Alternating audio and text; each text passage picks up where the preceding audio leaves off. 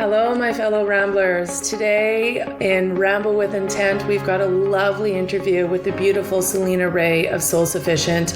I was originally going to clip our pre-ramble that started in the forefront of the interview, but there are components to there that just set the stage for the rest of our interview, and it would be really choppy and weird if I actually put them inside somewhere else. So there's there in the front, and then you get a lovely reintroduction, but trust me, this interview is worth sticking around, especially if you're wanting to understand connections, being in resonance with the people around you, your children, your partners, the world, and just how all of those things, that self-connection, self-understanding, and connection with the people who are in your life and your communities, then kind of pull into our empowerment and strength to be able to speak and support and be in resonance with all of that around us as well, which in the end is advocacy. So take a seat or do your dishes while you're listening and enjoy every minute of this, because it was a beautiful interview. Let's ramble.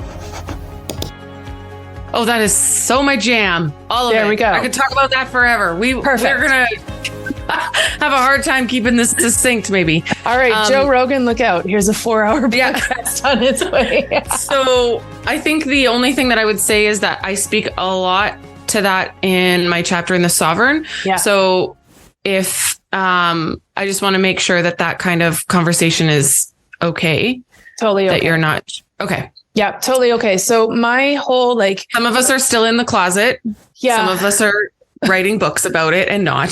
I'm not. I was speaking again to counsel against the, passports and all that shit. So my foundation is well known within my community. And if people follow who I follow, then they're gonna be like, oh, you're that person. However, my approach is very much like, it's not divisive. It's not dehumanizing. It's, we take the knowledge that we have at that point in time to make the decisions that we make. And it might be that a year from later, we realize that we didn't make the right decision, or that, we're totally firm in what we did. I'm a utopian thinker. So I'm very like rose-colored glasses for a lot of things, just because I think I'm one of those people that sees the potential of humanity, but we just haven't yet figured out how to tap into it. So that's where I am. Yeah. I think we're going to get along just fine. That's very much where my standpoint is on just like making it safe for people to be wrong. Totally. And I think that's the thing, right? Like we're already podcasting, but we've spent so many years of not being allowed to be messy and be wrong, and everything has to be just right and perfect. And it's like, now we're fearful of that. And it's like, no, you need to make mistakes to learn and to be able to expand from that. So today's Ramble is brought to you by the Monetize Your Mind business community. You deserve to have more money in your life, and it's time to trust yourself. And trust me, this is more than just a community. There is a university level business marketing, self-help, whatever, all-encompassing, entrepreneurial focused course inside this community.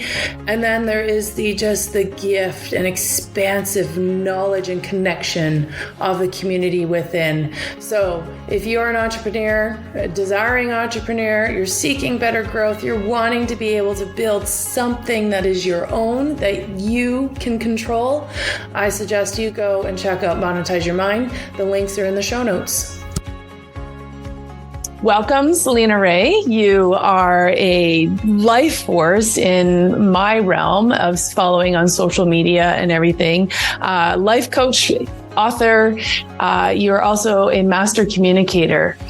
From listening to you speak and tell your stories, and how you like to just connect your life into other people's lives, and how everything is connected and flows. It's been truly mesmerizing watching you, and even just like getting to travel a little bit with you with your solo journey that you took this summer. So welcome.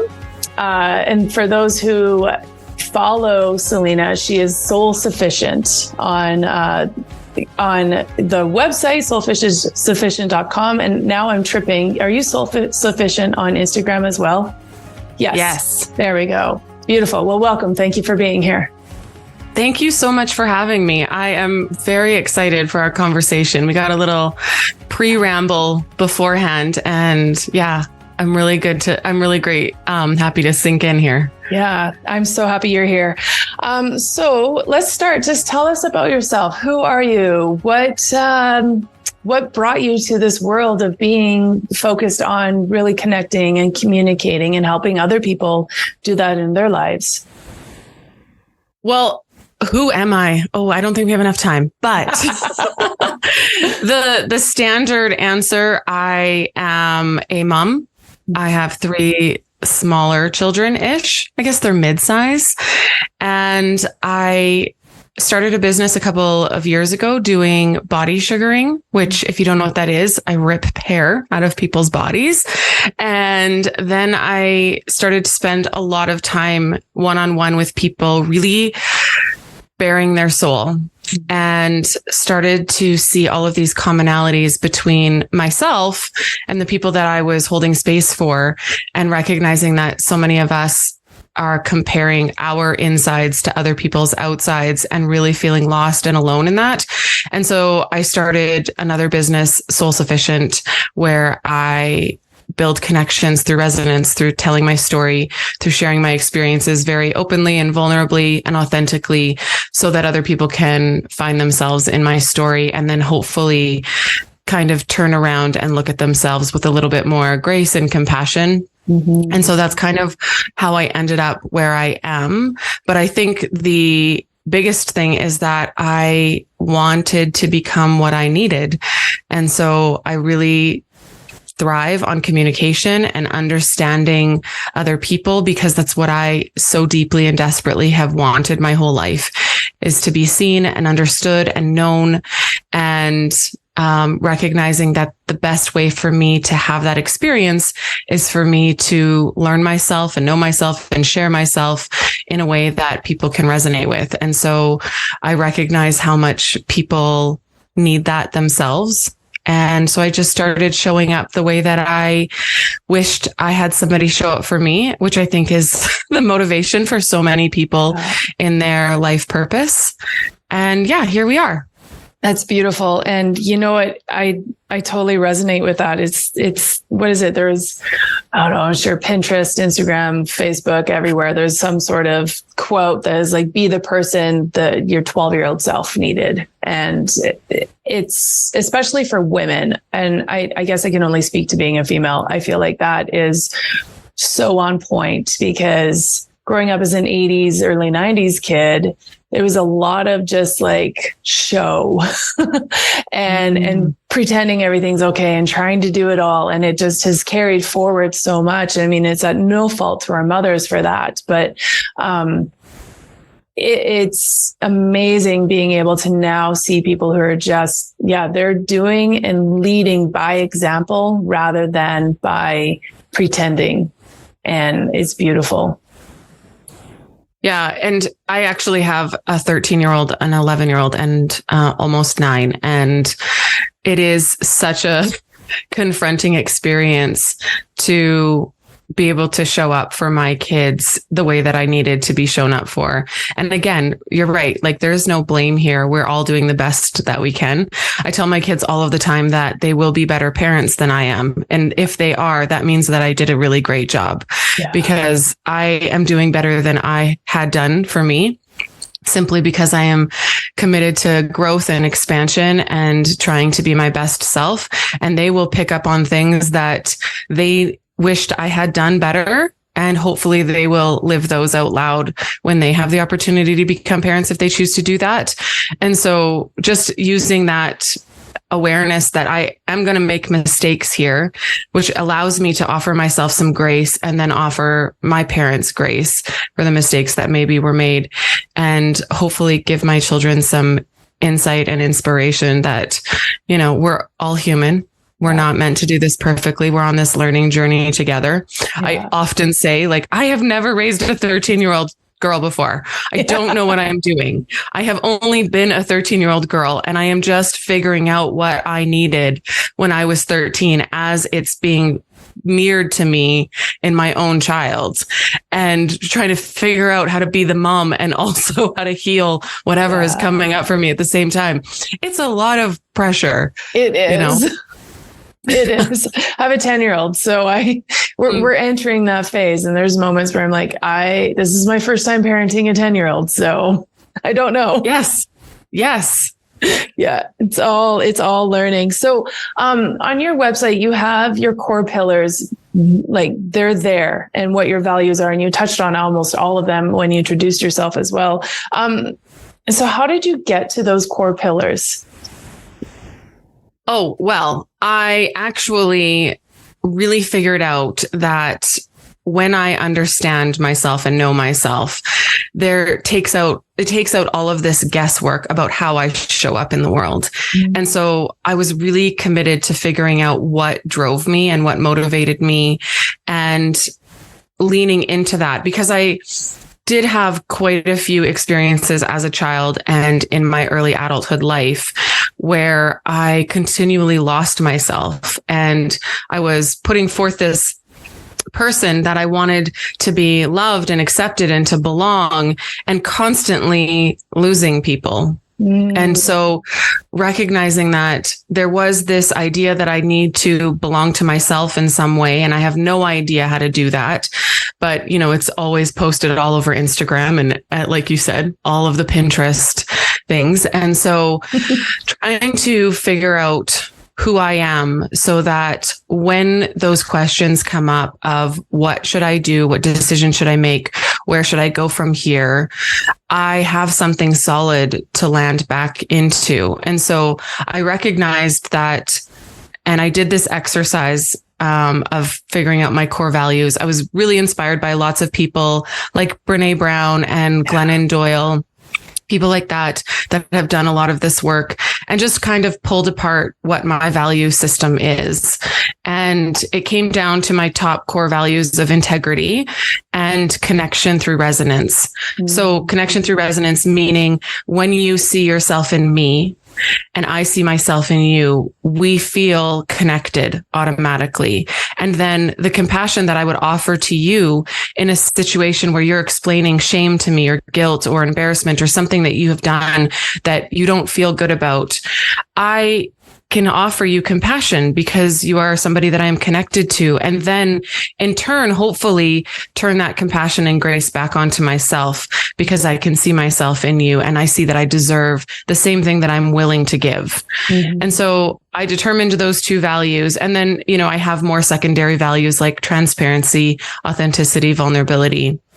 But then I turned it actually into a program that I teach about self-connection, because I figured out that when we are connected to ourselves and we are really strong in our foundation, we trust ourselves, we're able to offer ourselves that compassion, we know what our value system is that we can fall back on, we're more able to show up in the world in a way that honors the person that we are, which then in turn, as you know, and you teach, gives people permission to then show up as themselves. Yeah.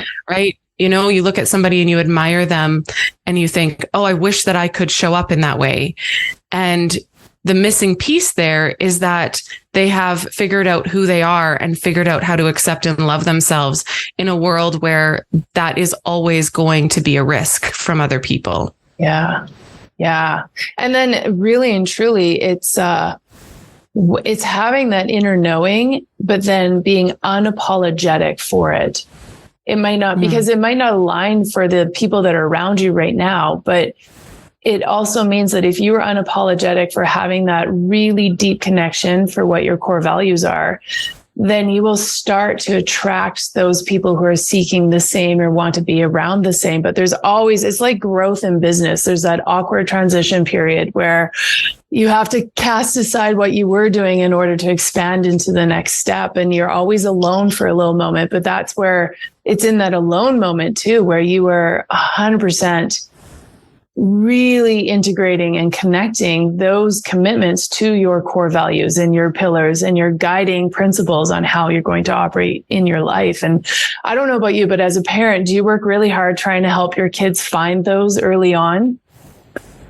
Yeah, my children are always pushed towards really knowing themselves and loving themselves. I set a mantra when I started this journey, probably about 8-ish years ago, that my goal in parenting my children was just to raise children who know and love themselves, and that they can hold space for who they are and love themselves, so that when they enter this world that will constantly try to get them to belong in order to feel safe, that they can belong to themselves. And I mean, it's this beautiful like idea way up here where you're like, yeah, this is what I want. I want children who know and love themselves. And then you're like, oh, this in practicality is just very hard to watch and walk through. But it is also very rewarding, right? And it mirrors back so much. But my children are fairly aware of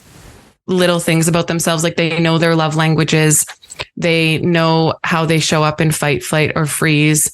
They know how, they prefer to like regain their energy, whether they're extroverted or introverted.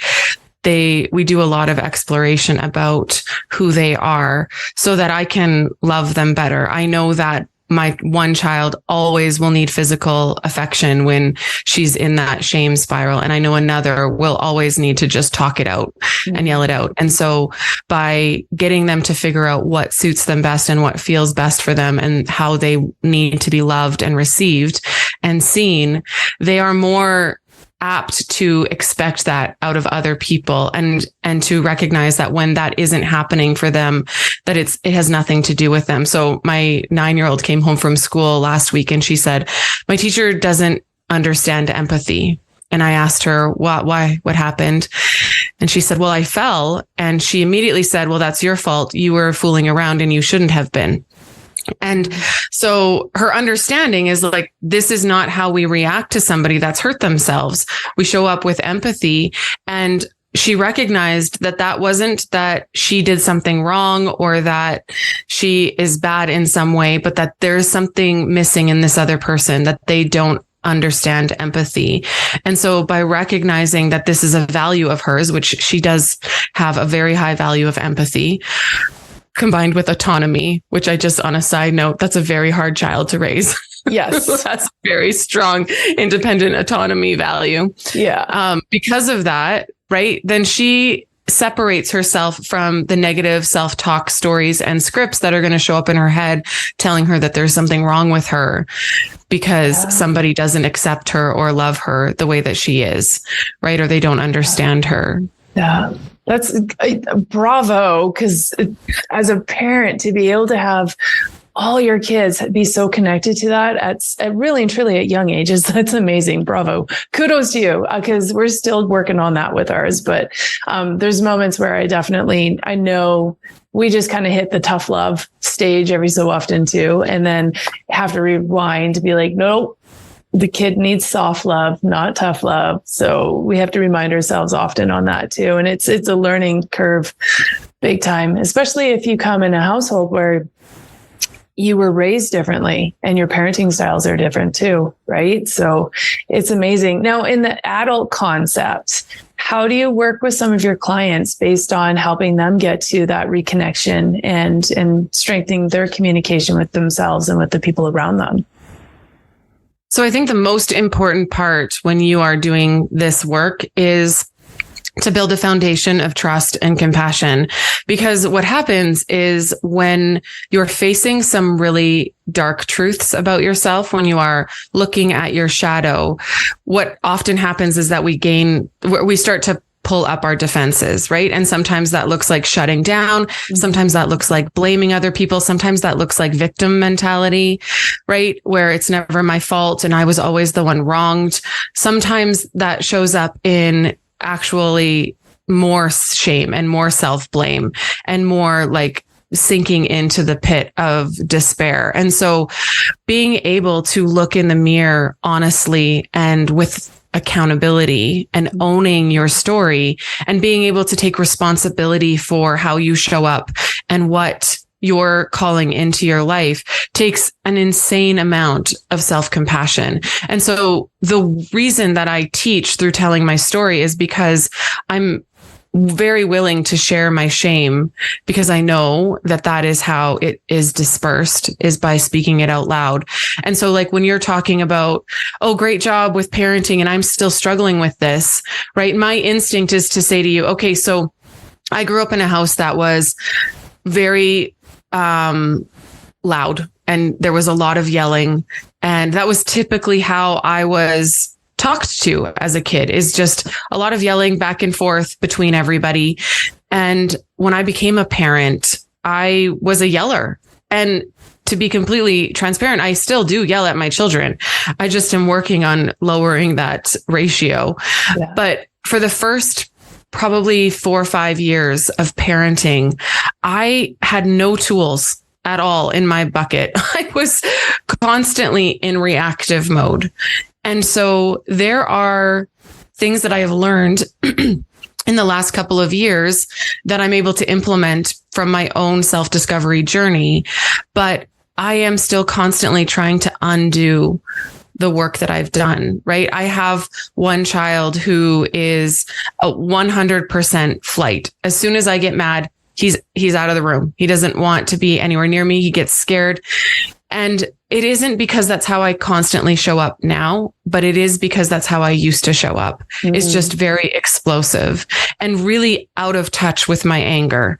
And so by sharing this story, which is 100% true, I am hopefully, my intent is to dissipate the shame that comes up in other parents who are looking at me and being like, oh, I wish that I could have children that knew themselves that well and that I could show up in such positive and uplifting ways and that I could undo my childhood conditioning and all of that. I mean, this is a work in progress that will take me all of my life. It's why I say that my kids will be better parents than I am, because I am very honest about my mistakes and what I still have, where I still have room to grow and hopefully change for the better. Mm-hmm. And so by giving people permission to be wrong, giving them permission to be human and make mistakes, and finding out what is under whatever that behavior is that they're feeling shame about or that they're trying to change, mm-hmm. and recognizing that there is this very basic human need under it that can be served in a better way. So when I show up yelling at my children, I can now recognize that what's happening in my body, I'm very in tune with what my sensations are. So typically what will happen for me is that I will feel this tightness in my chest that also feels explosive. So I recognize that sensation. And then I am aware that I am feeling powerless or helpless. That's almost always what happens for me when I start to yell with my kids. It's very different for everybody, but that probably resonates with a few people. So I feel powerless. And then if I'm able to take a step back before that explosive sensation starts to turn into a reaction, then I can look inward and try to understand what that powerlessness is telling me, which is very often that I don't feel good enough as a mom, that I can't make my children listen, that maybe they're embarrassing me, that I am looking to the future where I'm going to be shamed or judged because we're late, whatever it is that's coming up for me, recognizing, and that yelling at my children is actually serving a need that I have to regain my power and my self-control, to regain some power in the dynamic so that I can resolve whatever the issue is, not be late, get them to do their chores, whatever it is. And when I recognize that under this yelling behavior is this need to feel heard and this need to feel like a good mom, then I can try over time to try and meet that need in a more healthy way. And so then I sit down by myself and I remind myself of all the good things that I have done, right? All the ways that I show up for my children in healthy ways, all the things that my children, the way that my children show up that tell me that they have gained something good out of having me as a mom. Mm-hmm. And then that need for powerlessness or that need for power dissipates because it's being served. I do have power in this relationship. I am a good mom. I do have a good connection with my kids. It isn't defined by whether or not we're late. It's more defined by my connection with them. But this work has been years and years for me, and will continue to be years and years, because the powerlessness fear is very deep in me. The need to be heard is very, very, it's a deep wound, right? And my children are the ones that are potentially rubbing up against that wound, but they're not the ones that caused it. And so working with people, trying to get them to understand the behavior that's under, or the need that's under that behavior, allows them to look at themselves with some compassion. So now I am not this screaming mom who has no control and is treating my children badly. I am this woman who feels unheard and who feels like she is not seen and who feels like she is completely helpless in the world. And this was born out of many childhood experiences. And now I meet that woman where she is, and I give her grace and I give her compassion and I soothe her however that needs to be done. And then I can show up in a different way. So the basis of all of this work is so much in that self-compassion piece. And then the second piece of it is trusting myself, that I will always do my best, that I will come back around, that I can be honest with myself. So if I don't catch myself when that explosive feeling in my chest shows up and I react and I'm screaming and yelling, and then inevitably the shame starts for me and I'm sitting on the top of the stairs and I've got my head in my hands and I'm feeling emotional and I'm feeling defeat and I'm feeling guilt, then I remind myself that I can trust myself, that I can show up, that I can own my mistakes. I can walk into my child's bedroom and can say, this is not about you. That yelling that just happened, that came from a deep wounded place that has nothing to do with you. And I'm sorry that you are the person that received that anger and all of my reactions. You did not deserve that. That is not about you. It's not okay. And I'm sorry. And this is what I'm doing. I'm going to go and splash my face with cold water. I'm going to go sit down in my bed. I'm going to cry about this. And I'm going to continue to work at doing better. And all I can ask you for is grace that I made a mistake. Yeah. So this is the work that I am doing, which then leads to my children being able to do the same, right? So when my kids make a mistake, they've had apologizing and they've had owning their mistakes modeled to them, right? We always think that our kids learn by what we teach them, what we tell them. This is what you should do. This is how we should do. No, they don't learn. They don't hear a single thing we say. They mirror. They watch us. Yeah. They watch us and then they learn. That's how they pick up these things. And so when we're trying to be better parents and people come to me like, what do I do with my kid? The answer is always going to be, you work on you. Yeah. You look inside. When you figure out whatever is jumbled up in there, whatever is unhealed, whatever is dark and secret, a secret inside you that you can't bear to share. When you work through that, you don't need to work on your children. They will watch that modeling and they will start to be inspired to do the work on themselves on their own. Yeah. Yeah. That's so true. And it's so true. Our kids just mirror what they see. It's like healthy living habits versus, binge eating or drinking on the weekends or whatever the case may be. That's what the kids see and that's what they replicate. It might not be right now. Could be 10 years from now they replicate it, but it does happen. And I remember my dad for driving, he would drive us to school when we were kids and it would be like, Dad, you didn't come to a complete stop. He's like, well, just do what I say, not as I do.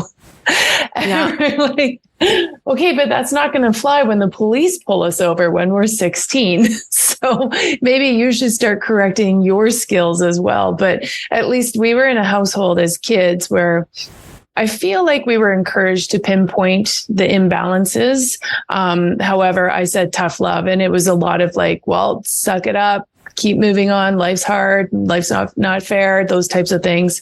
But I have witnessed with my daughter where at least for myself, we practice the recognizing the behavior, understanding the impact that we put upon the other person, and then going and correcting it, apologizing it, and saying, just like you, this is what I'm going to be doing about it to try and improve that situation. And then watching that happen maybe not so much in the peer circle of the kids yet, but when in the relationship between the child to the parent, it's pretty profound, those moments when they come back and recognize like, oh, I shouldn't have screamed at you. I'm sorry. I'm going to try and breathe a few more times before I react to whatever the situation was. And it's pretty powerful being able to experience that and see it come back. And it is definitely a lifelong practice for sure. So it's quite powerful when you get to watch it on the flip side.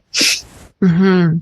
Well, and because my theory is that this ability to be accountable to ourselves and to own our mistakes is what actually gives us the power to grow and evolve and expand. Yeah. Because if we, right, you can't change what you don't acknowledge. I'm not sure who said that, but somebody brilliant. And it's true. And so if we are constantly trying to hide what we've done wrong or our shame about it or making excuses about it or blaming somebody else, what's happening is that we're just perpetuating a behavior that's not serving us in order to avoid experiencing the shame of not being perfect and of making mistakes. Right. And so when we're able to look in the mirror and say, okay, I did not show up the best in this situation, it gives awareness and it shines a light on what actually really matters to you. So because connection is so important to me, because I know that connecting with my children is one of my core values, then when I show up in a way that is out of my integrity and that causes disconnection, and I'm honest about that, I look in the mirror and I see that in myself, then I'm able to step back and say, okay, how do I actually show up in a way that will serve my authentic self, that will serve my integrity, that will serve my desire for connection? And that will be modeled to my children so that they become self-aware far earlier than I was. I was 31 before I had any self-awareness at all. I just lived in this bubble of everything is everybody else's fault. And I am always the victim and nobody sees me and nobody loves me and I'm never good enough. And then I so desperately wanted people to acknowledge that my life was harder than everybody else's.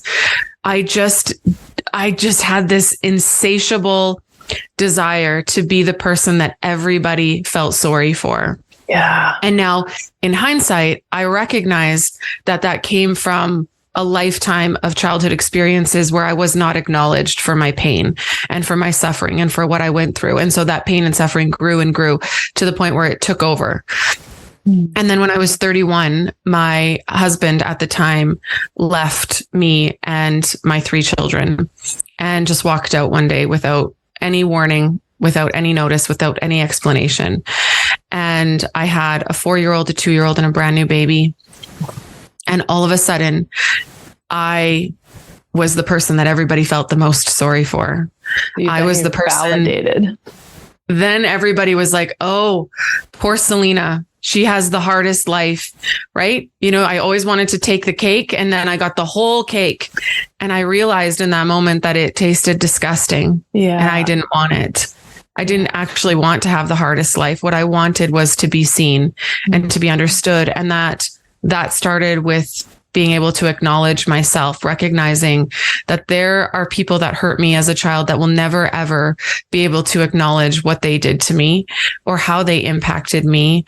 And that desire to be acknowledged from them was going to make me spend the rest of my life seeking out something that clearly was never going to be fulfilling. And so recognizing that, okay, this is how I've shown up for so long.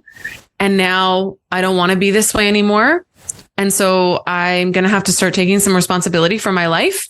And I'm going to have to start showing up and taking an active role in my life so that I can have a different outcome, was the beginning for me of self-awareness, of recognizing that I was an active participant in my own life and that maybe I wasn't responsible for the horrible things that happened to me, but that I did contribute and perpetuate the pain and the suffering long after those situations ended.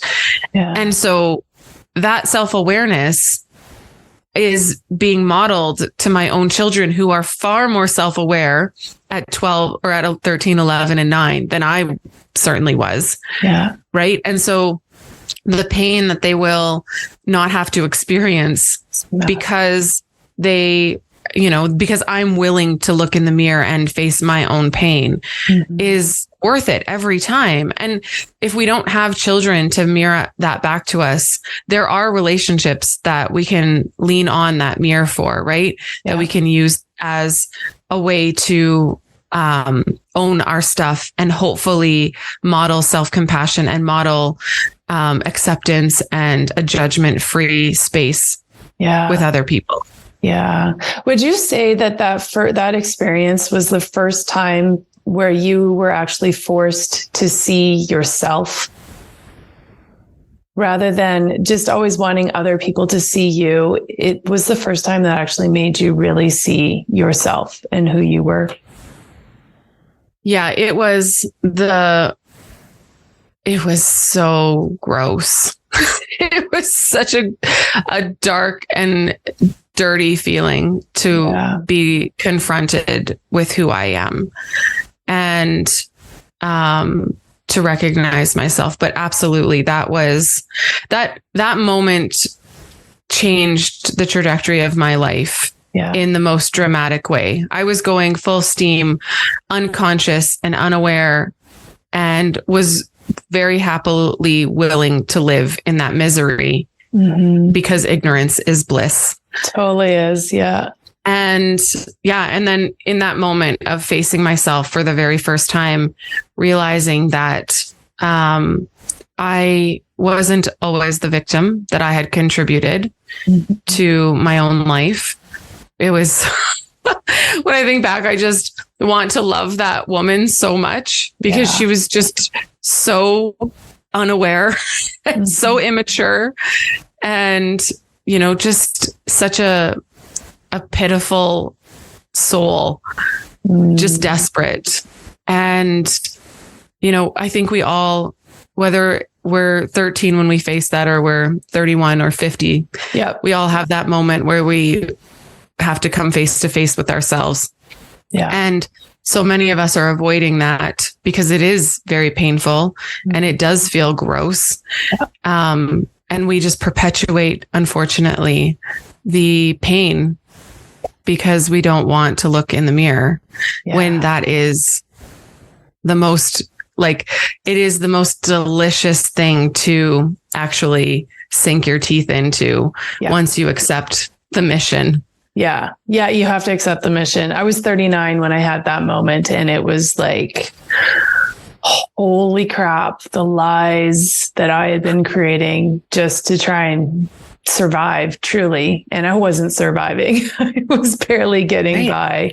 And it's like, but then when you realize that, no, this is like the door to Narnia that I need to open. Holy crap. Once you open it up, you can't close it again. And that is just that, I don't know, that self-driven, greater power permission that shows up in those moments. Yeah, it's ugly and gross, but wow, what an awakening in just like that self-awareness and being able to really just no, I really love who I am and I love the mission that I'm on. And I'm so committed to seeing my faults and seeing my errors and seeing where I can be better. And I now welcome people pointing out when I am not living to my true authenticity or to my true capacity, even being called out on, well, why aren't you doing the thing that you know to be doing and you should be doing it? It's, well, because I'm afraid of what's going to happen afterwards. And it's like, just do it. And now I used to hate being called out and being pointed out that I was, not a good friend or whatever the case may be, but it hurt so much because it was so damn true. And now it's like, okay, how do I get better at this then? And it's amazing when you have that perspective, what can happen for you. And then you start realizing that you're in a position where you can start asking for what you truly want and what you truly need as well. And asking without, guilt or feeling less than because you're having to ask for help and you're having to advocate for your own needs. And now when you truly know yourself, you now ask with courage and respect for yourself, which then if you give respect to yourself, you're going to be getting it from outside sources as well. Mm-hmm. I am going through this right now myself I'm in a fairly new relationship. Mm-hmm. And I am a single mom raised by a single mom. So I've got some fierce independence in me that is absolutely looking to be healed. Otherwise, I certainly would not have called in the partner that I did. And recognizing that there is such beautiful opportunity for relationship in advocating for yourself. Mm-hmm. I am a fierce mama bear. I was on the front lines of the protests, fighting for my children's autonomy, fighting for their ability to show up in school and learn in a safe space. In the last couple of years, I will go to the ends of the earth to advocate for my children. And I will advocate for people that have experienced very similar things to me. If I am in a situation where somebody has been harmed or abused or shunned from society, I will be there advocating. But I recognized in this last 6 months that advocating for myself and what I need in relationship is difficult for me because I have been somebody that advocates for other people. And I know myself very well. I know what I need. Mm-hmm. But having to come to a place where wanting to be known is far more important to me than wanting to be loved. And so recognizing that if I want to be loved for who I truly am, then I need to be known. Mm-hmm. And I need to speak my needs and I need to advocate for what will serve me best in relationship actually allows me to have a really open and beautiful relationship with somebody where then the benefit is that I will very likely be loved for who I actually am. But choosing to be known at the risk of losing love is a very difficult choice, even for somebody who knows themselves as well as I feel like I do. And I mean, there's still plenty for me to learn about myself as I uncover things. As I'm in this relationship, I'm like, ooh, yeah, nope, thought I had that one down. No, I didn't. Oh, I thought that one was healed. Nope, next layer. Yeah. Right. Yeah. But I know that being in my integrity is the only thing that matters to me. Yeah. It is my highest value. And even though connection is very, very high on my list, at the end of the day, if I am going to be out of my integrity in order to keep a connection, then I will not choose that. Yeah. I will choose my integrity and staying connected to myself. Mm-hmm. And so when I show up that way in my relationship now, and I speak my needs, and I am not willing to not get what I need, right? And I don't mean like wants and preferences and likes and things like that. I mean my deep need to be heard and seen and validated for who I am in relationship, to be supported, to have a partner that shows up and is willing to have the hard conversations with me. That is a deep need that I am not willing to sacrifice or settle for otherwise, because I know who I am and I'm willing to actually say the hard thing and ask for what I need, because I know the benefit. I know that when I do that for myself, when I advocate for what I need to myself, the connection that I maintain with myself is so strong. It is unbreakable. And it only goes to assume that if I stay in that way with my partner in my relationship, that connection will deepen and be so strong as well. Yeah. Absolutely. And I mean, you can watch it. You see those rare relationships where they could be 30 years in of marriage, but it's like they're still dating and they're still so deeply in love. And it's because they truly understand each other's needs, what their core values are, and how they can love each other through both of those and still maintain their authentic selves through the entire process. Because 9 times out of 10, those relationships, they also have their own lives outside of that relationship too. So they're not codependent on each other. They're not reliant on each other. But when they come together, it's magic. It's super powerful. And I mean, really, that's what we all dream of finding. But we have to identify what we're actually looking for and be able to express it and say, this is my boundary and this is what I require. And this is how I receive love. And this is how I give love. And, and being able to understand that stuff and also being able to have that conversation as your relationship evolves. And this happens with your kids too, because we are changing. We are ever evolving humans. Same within society. What might not have worked well for us 10 years ago, we actually might accept now because we've evolved. Our understanding or knowledge of it might have changed over that time. But being able to have the courage to go to our partner whom we love and say, this doesn't sit well with me. I am asking for this from you at whatever it may be. It's still scary because, I mean, really and truly, most of us girls have also been raised to be good girls.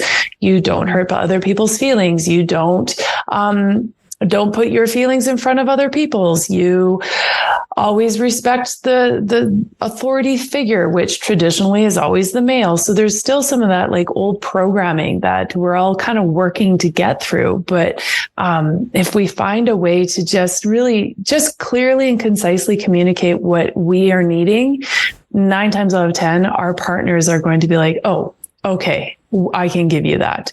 Or we'll work towards finding that. For sure. I think that we have romanticized, well, I know that in movies Disney. And whatever, we've romanticized somebody intuitively knowing what we need, never having to speak up and ask for our needs to be met. It's so romantic to have somebody show up, swoop in and give us everything that we always wanted without us ever having to ask for it. Yeah. And we don't recognize that, one, the reason that is such a romantic feeling is because it means that we don't need to be vulnerable. Yeah.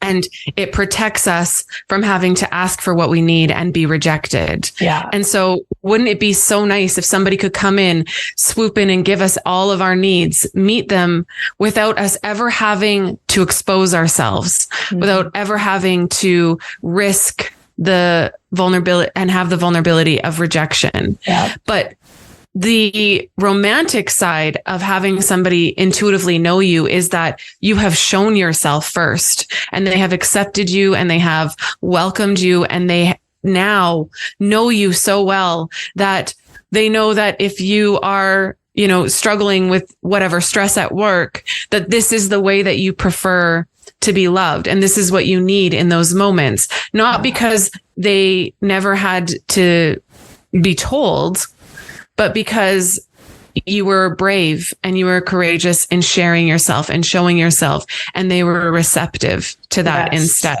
Yes. And then giving you, and then the connection that happens when you are willing to say, this is what I need right now. And the other person meets you in that and returns what you're asking for.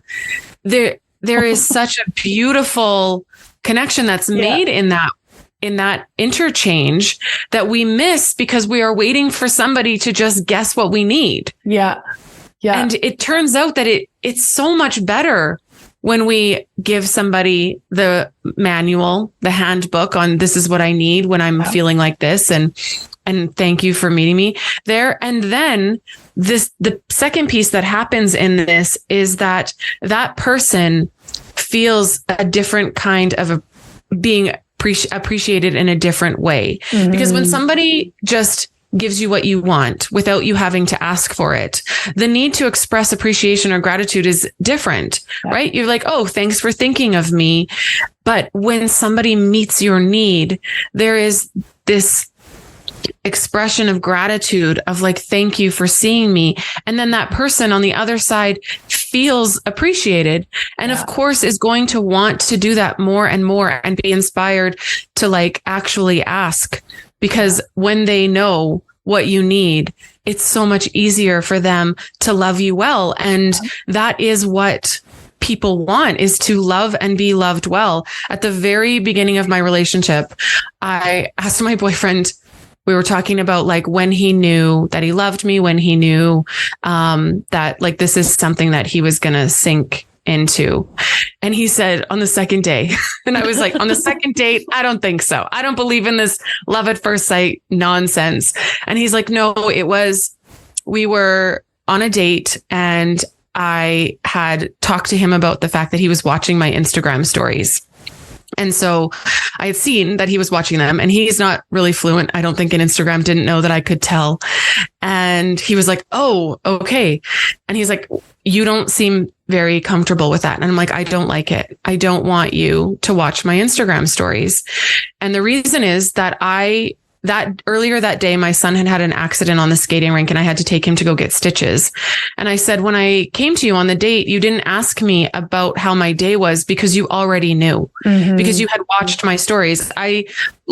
Anybody that doesn't know, I live my whole life out loud in my Instagram stories. I share everything, my highs and lows of the day.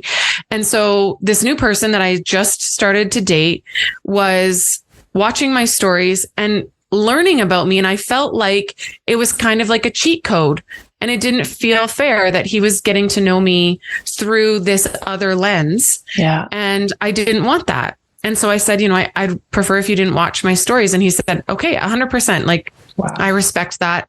Let me know. And he told me later that in that moment, he knew that I would always tell him what I needed. I would always tell him if he had crossed a line or if I needed something different than what he was offering. And that he felt this like relief that he would be able to please me and show up for me and honor me in the ways that I needed, because he would know how to do that. Yeah. And so many of us are, so afraid of speaking up when we're upset.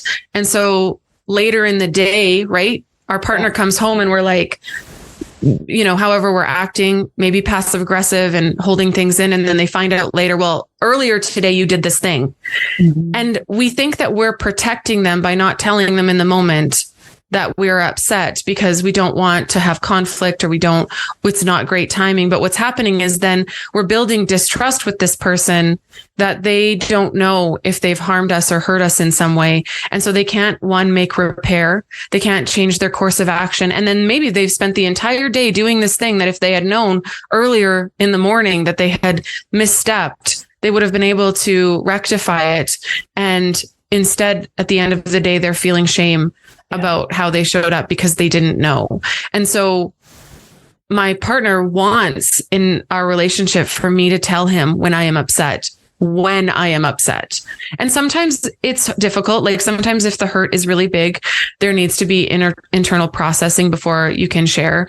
And I get that. But really being honest about who you are and what's happening for you, so that that person doesn't have to deal with because you have to remember, they're coming with their own baggage, their own wounds, their own experiences in relationships, right? And it's very likely that a partner like mine may have been in a relationship where somebody never told them that they were upset and then felt later that they were blindsided by that. Right. And so by me being able to show up in that way, I am supporting whatever that wound might be in him that allows him to then support the wound in me, which is that I feel like I'm too much. And so asking for what I need and sharing when I'm upset is often rejected or dismissed or diminished.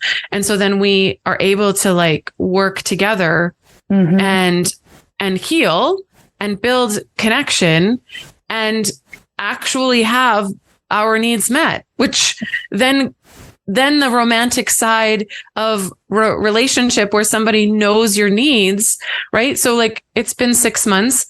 He's pretty aware that if I say like, I'm okay, that I am probably needing to talk and I need to like dive into something, and I'm testing the waters to see if it's safe for a conversation right now. Right. Yeah. But his commitment to show up for hard conversations is the same when I sat down with him on the second date and said, like, this is how I feel.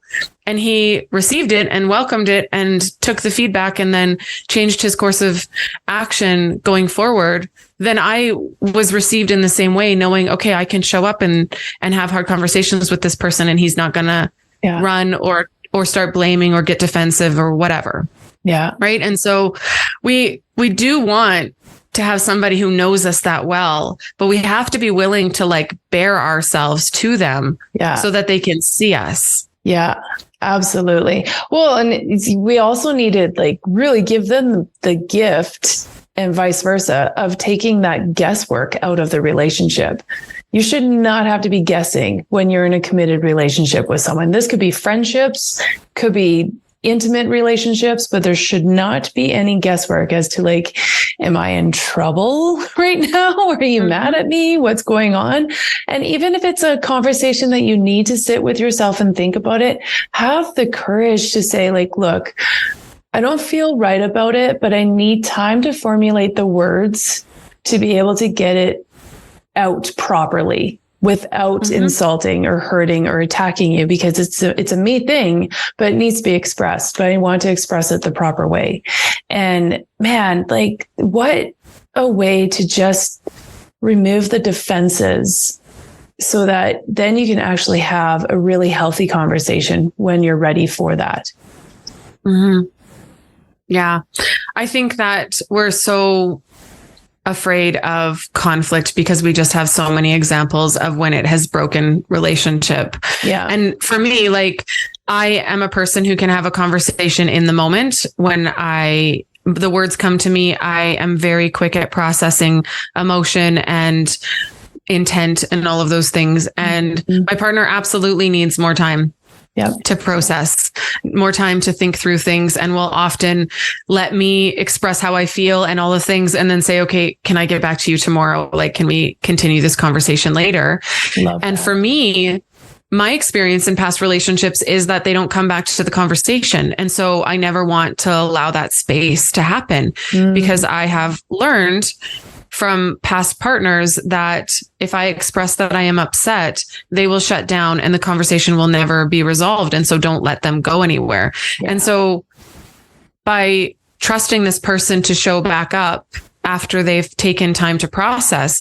So yes, for those people that need time to process, communicate that and take your time and step away, and then realize that by not coming back to the conversation or waiting for the other person to bring it up again, you are creating distrust in the relationship, that you will show up for them and that you will be able to resolve things. And so come back to it. And then for the people that are more like me, that just want to have the conversation immediately, recognizing that you're building trust by allowing this person space to process so that they can come to the table with a resolution, or with resolution in mind. Yeah. Right. Yeah. And then building this trust within that conflict is not, it's not detrimental to relationship. It actually is incredibly important. I asked my partner, I don't know, a week ago, we've been in this power struggle phase of our relationship where like all of the stuff is coming up that we don't have in common. So in the very beginning of relationship, you are in this symbiosis, right? You're in the honeymoon phase. You notice everything you have in common. Everything feels delicious and good.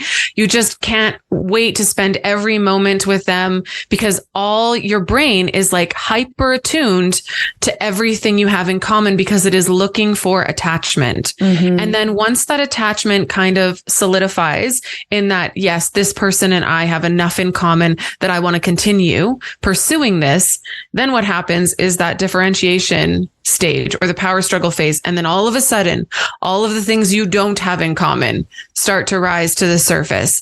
And then this is often where people either get stuck in relationship and they just live in this battle back and forth constantly, or the relationship inevitably ends because you can't find that common ground again. And so right now, my partner and I are in this dynamic where all of this stuff, all of our belief systems, all of the ways that we show up, right? We've been spending more time together, sleeping at each other's houses. So we're noticing how people do things, and, it's bringing up stuff. And, we're having to talk through a lot of things. There's a lot of conflict that's rising up that we're having to move through. And so it feels kind of heavy at times, but we're, also trying to remember all of the things that we do have in common so that we can bring back. And that's why that honeymoon phase is so important, because it is the basis, the foundation of that attachment. So you can come back to this. But I asked him a week or two ago, like, have you fought a lot in your past relationships? And he was like, no, never fought in my relationships. There was never conflict. And I was like, isn't that interesting that you are a person who never really had conflict in any of your past relationships? Because either the relationship ended when conflict arose or nobody said anything. And I am a person that my relationships were filled to the brim with conflict. It was constant. And here, both of us are where we're like trying to experience healthy conflict and resolution and like moving through things. And we're both very, very committed to that. And so we're moving through it in a beautiful way, which I just am like soaking and relishing in this. But it is interesting that, him and I, from these two totally different dynamics, have come together and have very, very similar experiences with conflict, even though they showed up differently. It was never resolved. And so it makes it very difficult to lean in to hard conversations when you have a belief system that says hard conversations don't lead anywhere. They just lead to demise or breakup. And what I have realized and what I try and teach is that if you and whoever you're in a hard conversation with are committed to the relationship, not to winning the conflict, not to being right, not even to being seen in that moment, but committed to finding a way through that relationship, what will inevitably happen, guaranteed, is if you move through a hard conversation, you will feel closer to that person afterwards. You will feel more connected. That bond will strengthen automatically. So now, in the beginning of the power struggle phase with my partner and I, something would come up and I'd be like, oh gosh, this is big. I don't know how we're going to make it through this.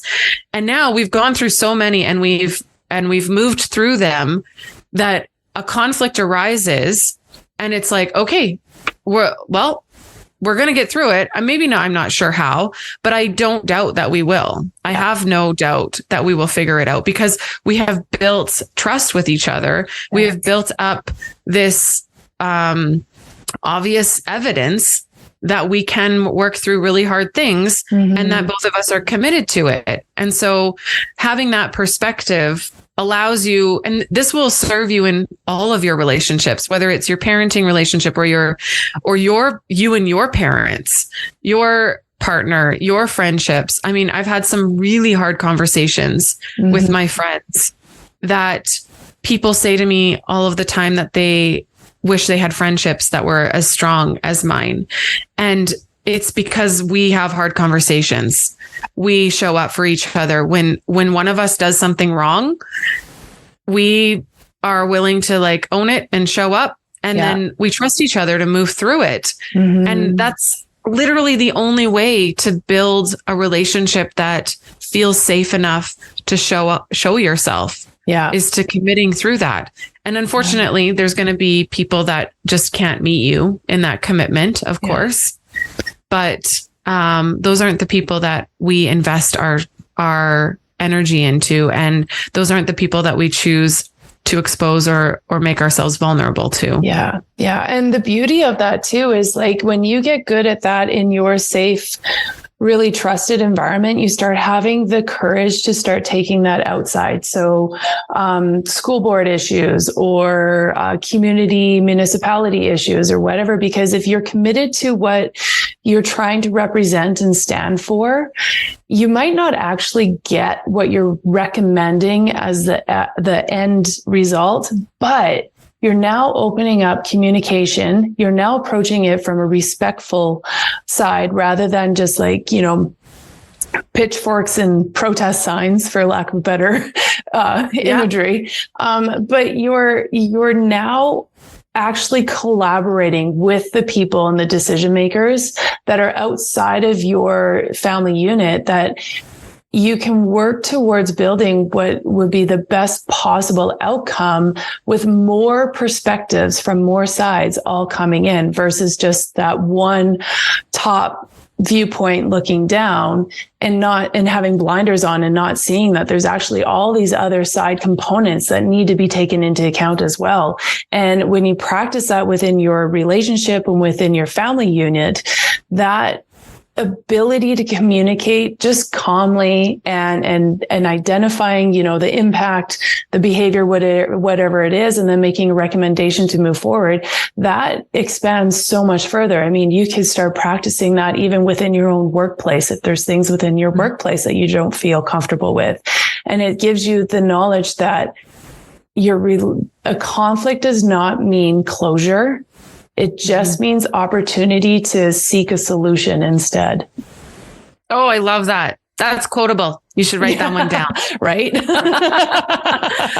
I think that the piece about showing up in those relationships outside of your inner circle in an authentic and steadfast kind of way comes back to that belonging to ourselves and being able to risk losing people on the outside at the benefit of keeping you. Dr. Gabor Mate, he talks about how your the two needs that you are born with is authenticity and belonging. Yep.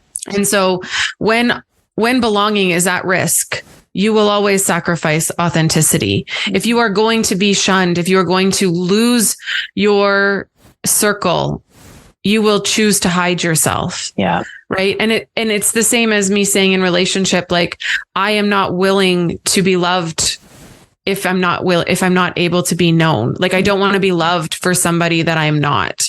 Yeah. Right. And so when you get to a place where you have done this self-connection work and you really feel like you belong to yourself and you feel safe in your skin and you've built up these relationships in your inner circle, then you go out and you no longer risk authenticity. Mm-hmm. You don't choose to belong over choosing to be who you actually are, because you have this relationship to yourself. And it's not until that switch, we will all seek belonging again and again and again. It's why like community groups and things like that are so powerful. Yeah.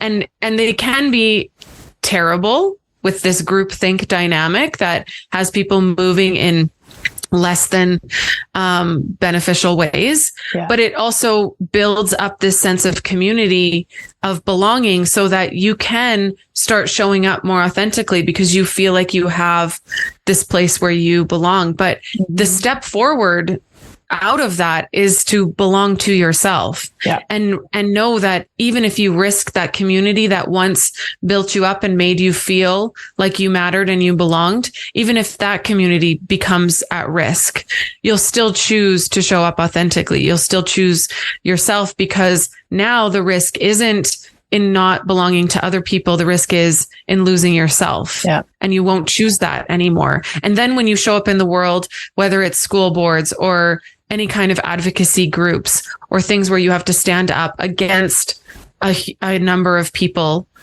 you will be able to do so from a place of integrity and authenticity. You'll feel empowered by your own self-connection, by the fact that no matter what anybody says about me, I am living into my values and who I am. Mm-hmm. And that is more important than anything else.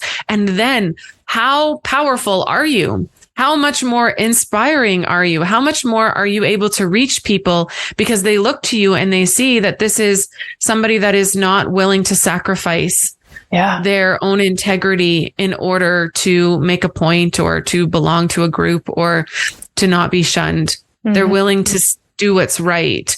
That is somebody that you can trust. Even somebody that is on the opposite side of the fence of something to me, but that is showing up in their integrity is far more trustworthy to me than somebody who is wishy-washy because they're more worried about whether they're going to belong.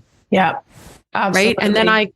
And then I can hold respect for this person and we can have dialogue where we're not trying to change each other's minds. We're trying to understand each other. Exactly. Yeah. That powerful question, help me understand, right? To be able to have the courage to say, help me understand your point of view.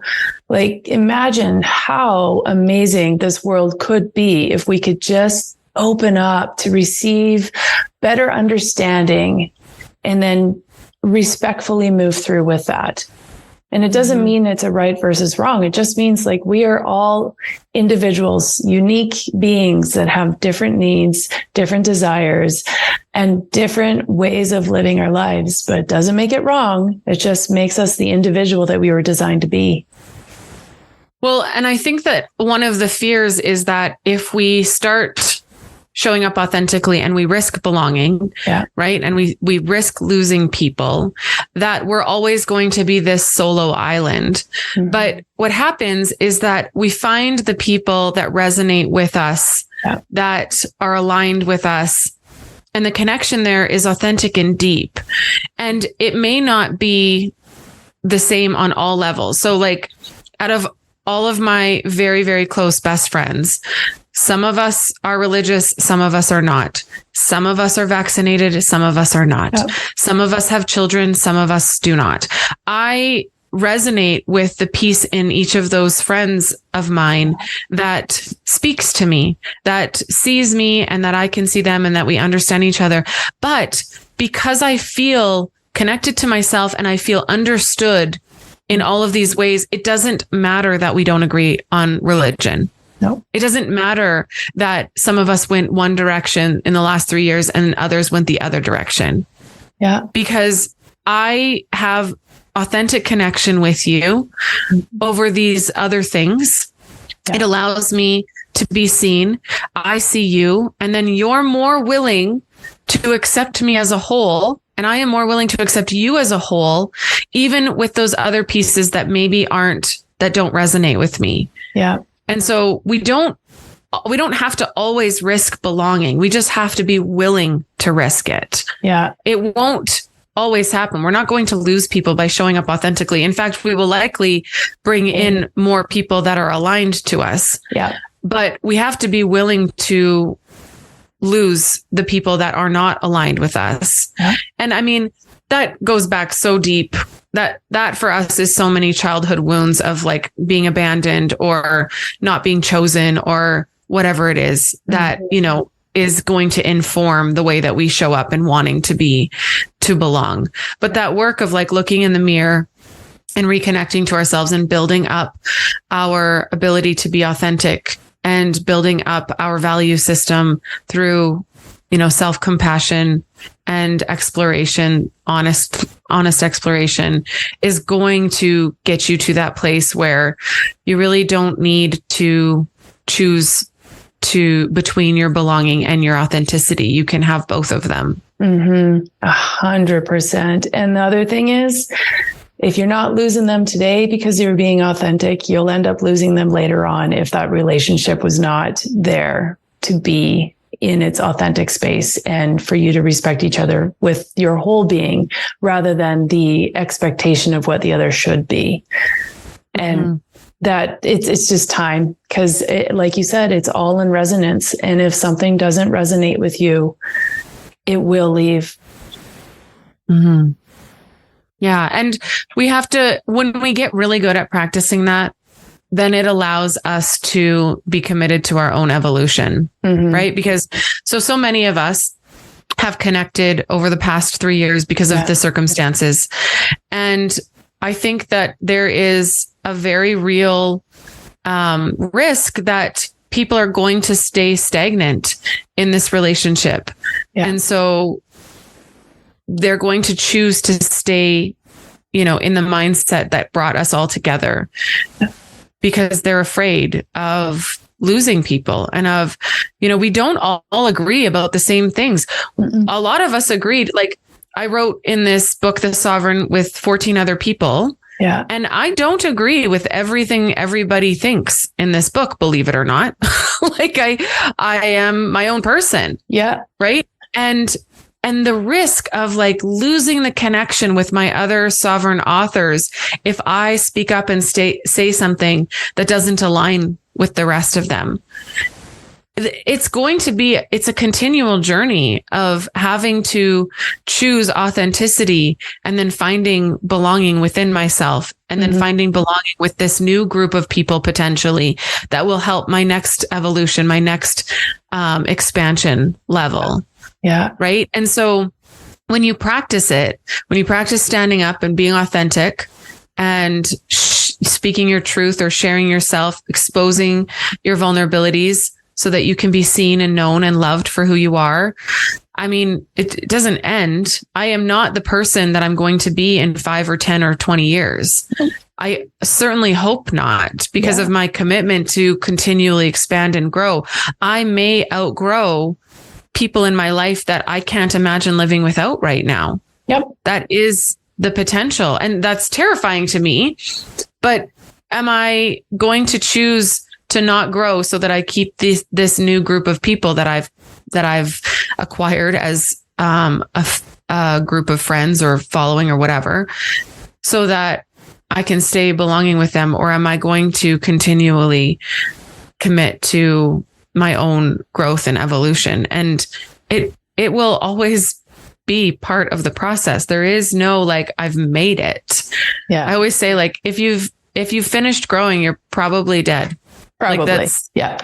So if that's your goal, is to finish growing and not have to grow anymore, I have sad truth for you that then there's nothing left. Yeah. And it would be quite boring. Agreed. 100%. You're worm food at that point. So evolution has been in place for a reason. And we are truly on the youngest scale of that evolutionary timeline. And so how arrogant of us to think that we aren't evolving and that we aren't going to grow and that we're done and we've made it. Like, we're here to constantly expand and learn more and maybe one day hit that utopian life that has only been written in stories and that we dream of here and there, but we're not there yet. So there's still so much room for us to be working on that connection and really connecting to ourselves. And I think with us as adults, the more that we can work and model all of that, really and truly that acceptance and that comfort in expanding, seeing our dark sides, being able to face them, being able to improve upon them, knowing that they're going to be there, but they might not be as strong as we get older, then we're helping set up our younger generations just for furthering that expansion piece and being able to identify it sooner. Hopefully they don't wait till they're 39 and 31 for these moments. And that then, we can get that one step closer where we're able to just have those open, really deep, authentic conversations all the time. Yeah. I like your utopian. I know, it's beautiful, isn't it? It is beautiful. And I think that it is a way to like work towards your own purpose with an understanding that there is benefit to society as a whole, the work that you do on yourself. Oh yeah. Right. That we aren't just by connecting to ourselves, by living in our authenticity and living in our integrity. We aren't just impacting our own offspring or the people in our direct circle, right? Because when I share my story and when I am vulnerable and honest about my own experiences, my own shame, the things that I have messed up on, the things that I am learning, how I am growing, it automatically gives permission to other people to show up in that way. And maybe it takes a lot more than just one time of being offered that permission. But the more that we are exposing each other to our true selves and who we are and what drives us and what brings us together and what scares us and what keeps us back and what our fears are and how they manifest, the more that we are going to feel connected to each other. Because when you see yourself in me and you feel connected to me, then that builds this bond that then inspires you or inspires me to continue looking and seeking for that kind of authentic relationship. And so it will multiply over and over again, which is how it, in the end, impacts society in such a beautiful way that will change the way we show up. If we look at the last 3 years and how many people have woken up to agendas alone, right? The underlying agenda behind everything. Yeah. That momentum is not going to stop. No. Right? Our minds are just going to expand more and more and more. And the more we're talking about it, the more people that are going to start critically thinking about what they're hearing and what they're being told. And so it has this dominoes effect, and it's no different with self-connection. The more connected I am to myself, the more connected I can be to you. And the more connected you and I are, the more likely you're willing to look inside and do the work that you need to do, and vice versa. Absolutely. Absolutely. And the more courage we can gain to have those hard conversations because someone else has done it, so I can too. Yeah.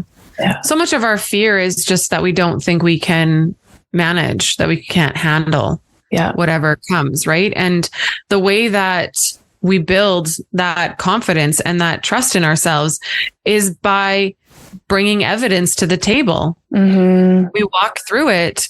So now, like I said, with my relationship, now when a hard conversation comes up, I know that we can get through it. The fear doesn't rise up. I'm not in this place of frozen or fight or flight because I don't know what's going to happen, right? I've built up all of this evidence and then I move forward. And so many times we think that we're waiting for that confidence to show up and then I will. But it comes from building evidence that we can do these hard things. Absolutely. And that's what we're doing here. Yeah, totally. And I think that's a beautiful place to cap this podcast here in this interview, because that's a wonderful summary. And I want to thank you so much for your time and for being on this, because that was, I mean, I'm encouraged in realms of my life just from this last little bit of time with you. So thank you very much. Oh, thank you so much for having me and just for offering a space for people to reflect out loud and share themselves and be heard, and then hopefully connect with people.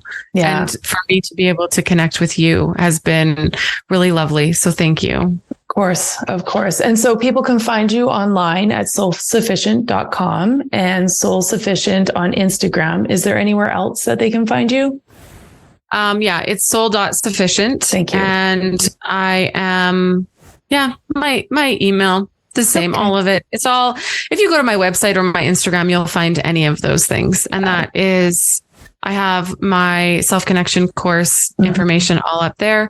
If anybody's interested, and copies of The Sovereign, if that is something that you're interested in. You know what? And it's a great read just to be able to get a different perspective, like, and reading other people's perspectives of just really a very tumultuous time in our current days. And, I don't care what side of the fence you're on. It's worth reading because it's worth everybody to try to read the other side as well, just so we have a better understanding of both perspectives. So I love that book. It's a great book. And it was a great way to be introduced to a variety of people. and how they experienced 2020 through to its publication, which was in 23, correct? 2022, pardon me. Yeah, a year ago. It came out in 2022. Yeah. I think that if we just acknowledge that taking perspective is how we build empathy, and empathy is how we build connection, then perhaps people opening that book and seeing there's 15 different stories in there, and none of them are the same. Nope. None of them have the same experiences, but you will resonate with one minimum and probably more, because they are vulnerable and authentic and beautifully written. Yeah. And it's a very human piece rather than your mainstream media or, PubMed documents instead. Yeah. So the humanity of it is beautiful. Yeah. Wonderful. Well, thank you very much. And we will connect with you another time. Sounds great. Thank you, Lisa.